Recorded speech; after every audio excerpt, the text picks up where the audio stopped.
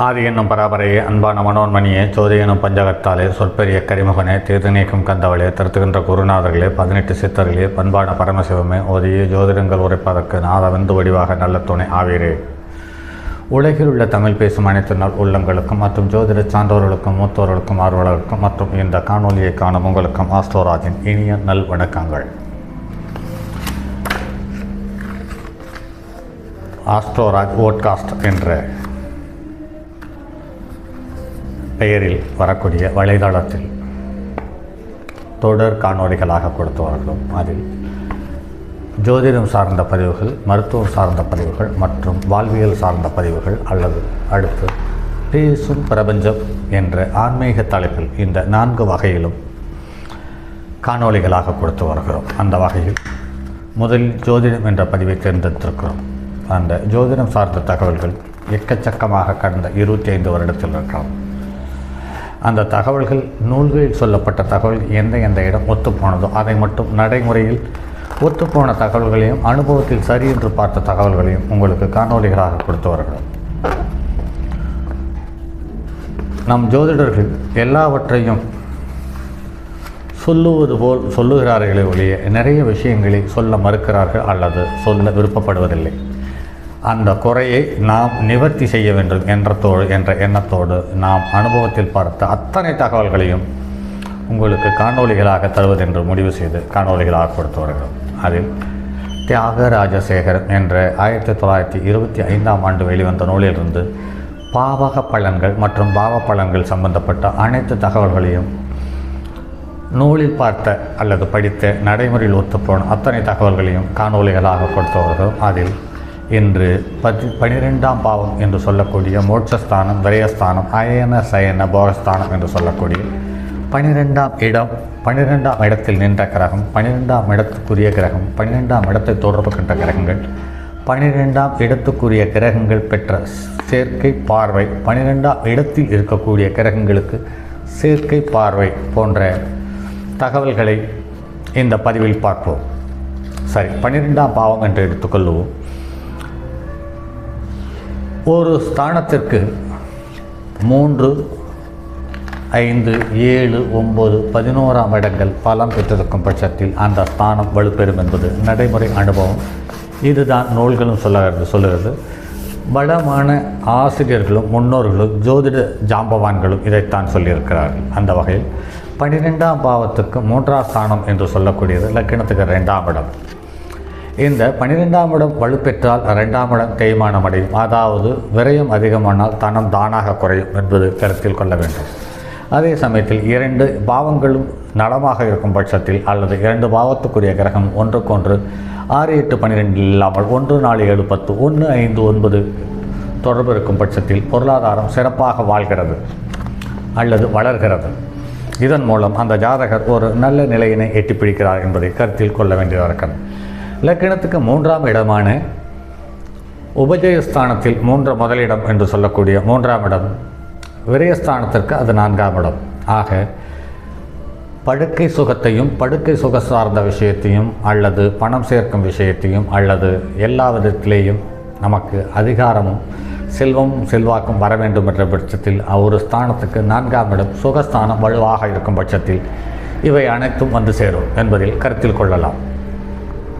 ஆக 12ஆம் இடத்துக்கு 4ஆம் இடம் என்று பார்க்கும்பொழுது லக்கணத்துக்கு 3ஆம் இடம், இந்த லக்கணத்துக்கு 3ஆம் இடம் என்று பார்க்கும்பொழுது உபஜய ஸ்தானங்களில் முதல் வீடு, அதே மாதிரி தைரிய வீரிய ஸ்தானம் என்று எடுத்துக்கொள்ளலாம். அல்லது பராக்கிரமத்தை வெளிப்படுத்தக்கூடிய தன்மையுள்ள நிலையை இந்த 3ஆம் இடமே எடுத்து காட்டுகிறது அல்லது வெளியில் அடையாளம் காட்டுகிறது என்பதில் மறுப்பில்லை.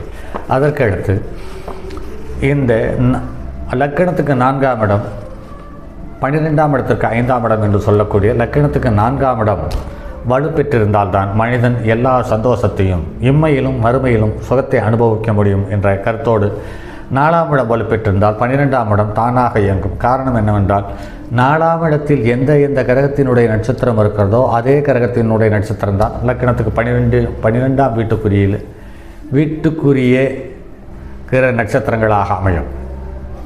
ஆக 4, 11 அப்போ 4, 12 ஒன்றுக்கொன்று திரிகோணம் என்பதை கருத்தில் கொள்ளுங்கள். அது சிறப்பாக இருக்கும்.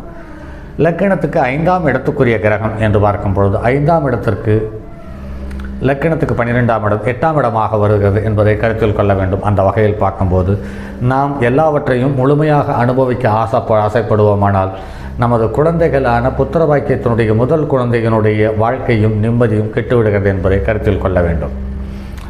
அதே மாதிரி லக்கினத்துக்கு 6ஆம் இடத்துக்காரனுடைய தசாபுத்தி வரும்பொழுது 12ஆம் இடத்துக்காரனுடைய தசாபுத்தியும் ஒன்றுக்கொன்று தொடர்பு இருக்கும் பட்சத்தில் இவர்கள் ஒருவருக்கொருவர் சப்தமஸ்தானாதிபதிகள். 6ஆம் இடம் வலுவாக இருக்கும் பட்சத்தில் 12ஆம் இடம் தேய்ந்து போய்விடும். 12ஆம் இடம் வலுவாக இருக்கும் பட்சத்தில் 6ஆம் இடத்தில் இருக்கக்கூடிய கிரகம் தன்னுடைய 12ஆம் இடத்துக்குரிய கட்டுப்பாட்டுக்குள் வந்துவிடும் என்பதை கருத்தில் கொள்ள வேண்டும். அதே மாதிரி லக்கினத்துக்கு 7க்குரியவன் லக்கினத்துக்கு 12க்குரியவனுக்கு என்று பார்க்கும் பொழுது 6, 8ஆக அமைகிறது. ஆக நம்முடைய சந்தோஷத்தையும் கௌரவத்தையும் நிம்மதியும் மோட்சஸ்தானத்துக்கு பயணிக்கக்கூடிய முயற்சியையும் தடை செய்வது என்பது நம் வாழ்க்கை துணையை என்பதை அடையாளம் அந்த காலத்திலேயே காட்டியிருக்கிறார் பாருங்கள் நண்பர்களே. அதே மாதிரி லக்கினத்துக்கு 8ஆம் இடத்திற்கு 12ஆம் இடம் 5ஆம் இடமாகவும் 12ஆம் இடத்துக்கு 8ஆம் இடம் 9ஆம் இடமாகவும் வருவதை கருத்தில் கொண்டு பார்ப்போமானால் இது ஒருவருக்கொருவர் தொடர்பு இருக்கிறது. இந்த 2 வீட்டுக்குரிய கிரகமும் 2 வீட்டில் இருக்கக்கூடிய கிரகமும் 2 வீட்டில் இந்த 2 வீட்டிற்கும் பார்வை பெற்ற கிரகங்களுடைய தன்மையை அனுசரித்து உங்களுடைய மரணமும் அடுத்த பிறவியும் அமையும் என்பதை அழகாக சுட்டி காட்டியிருக்கிறது. அதே சமயத்தில் லக்கினத்துக்கு 9ஆம் இடம் என்று பார்க்கும் பொழுது இந்த விரயஸ்தானத்துக்கு அது ஜீவனஸ்தானம் என்பதை கருத்தில் கொள்ள வேண்டும். ஆக தந்தை ஸ்தானம் வலுவாக இருக்கும் பட்சத்தில் ஒரு குழந்தை மறைமுக சந்தோஷங்களை முழுமையாக அனுபவிப்பதற்கான வாய்ப்பை அள்ளித்தந்து விடுகிறது என்பதையும் அழகாக ஒன்றுக்கொன்று அடையாளம் காட்டுகிறது. அதே சமயத்தில் 12ஆம் இடம் என்று சொல்லக்கூடிய விரயஸ்தானத்துக்கு லக்கினத்துக்கு 10ஆம் இடம் என்று சொல்லக்கூடிய ஜீவனஸ்தானம் 11ஆம் இடமாக அமைவதால் ஜீவனம் தனமாக அமையும் பட்சத்தில் இவர்களுக்கு மறுமை வாழ்க்கை மற்றும் இயல்பு வாழ்க்கையில் மறைமுகமாக அனுபவிக்கக்கூடிய அத்தனை சந்தோஷங்களுக்கும் 10ஆம் இடத்தில் இருக்கக்கூடிய ஜீவனஸ்தானத்தால் வரக்கூடிய பொருளாதாரம் உதவி புரிகிறது என்பதை கருத்தில் கொள்ள வேண்டும். அதே மாதிரி லக்கினத்துக்கு 12ஆம் இடம் என்று சொல்லக்கூடிய விரயஸ்தானத்துக்கு 12ஆம் இடம் என்று சொல்லக்கூடிய லக்கினத்துக்கு 11ஆம் இடம் வலுப்பெற்று இருக்கும் பட்சத்தில் லாபம் வருகிறது, சந்தோஷம் வருகிறது. ஆனால் இந்த சுக துக்க சந்தோஷங்கள் மறுமையில் அடையும் யோகம் இவை எல்லாவற்றையும் அபிலாசைகளை அள்ளித்தரும் 11ஆம் இடம் கெடுத்து விடுகிறது என்பதை கருத்தில் கொண்டு பயணிக்க வேண்டிய சூழ்நிலையில் இருக்கிறோம். ஆக ஒரு ஸ்தானத்துக்கு என்று பார்க்கும் பொழுது அதற்கு 6, 8, 12 ஸ்தானங்கள் வலுப்பெறும் பொழுது அந்த ஸ்தானம் பாதிக்கப்படுகிறது. அல்லது அந்த ஸ்தானம் வலுப்பெறும் பொழுது அதற்கு 6, 8, 12க்குரிய ஸ்தானங்கள் பாதிப்படைகிறது என்பதை கருத்தில் கொள்வோமானால் நம்முடைய ஜாதகம் பார்க்கும் விதத்தில் எல்லாவற்றும் நம்மளுடைய கட்டுப்பாட்டுக்குள் வரும் என்பதை நடைமுறையில் பார்க்க முடிகிறது. அது நம்மளுடைய ஜாதகத்தில் உள்ள லக்னாதிபதி பலம் பெற்றிருந்து மற்ற கிரகங்கள் பலவீனம் அடைந்திருந்தால் லக்னாதிபதி அதாவது அந்த ஜாதகத்தினுடைய கட்டுப்பாட்டுக்குள் மற்ற கிரகங்கள் வரும். அப்படி இல்லாத பட்சத்தில் லக்னாதிபதி பலம் குறைந்த பாகையிலிருந்து நீச்சம் பெற்ற கிரகத்தினுடைய பார்வையோ பகை பெற்ற கிரகத்தினுடைய சேர்க்கையோ இருக்கும் பட்சத்தில் மற்ற கிரகத்தினுடைய காரகத்துவங்கள் கொண்ட உறவுகளுக்கு நாம் கட்டுப்பட்டே ஆக வேண்டும் அல்லது அடிமையாக வாழ வேண்டிய கட்டாய சூழ்நிலையை தந்துவிடுகிறது என்பது நடைமுறையில் பார்க்க முடிகிறது. அடுத்தது ஒரு பதிவில் சந்திப்போம். அதுவரை உங்களிடமிருந்து விடைபெறுவது உங்கள் அன்பு நண்பன் எம் ராஜரத்தினம்.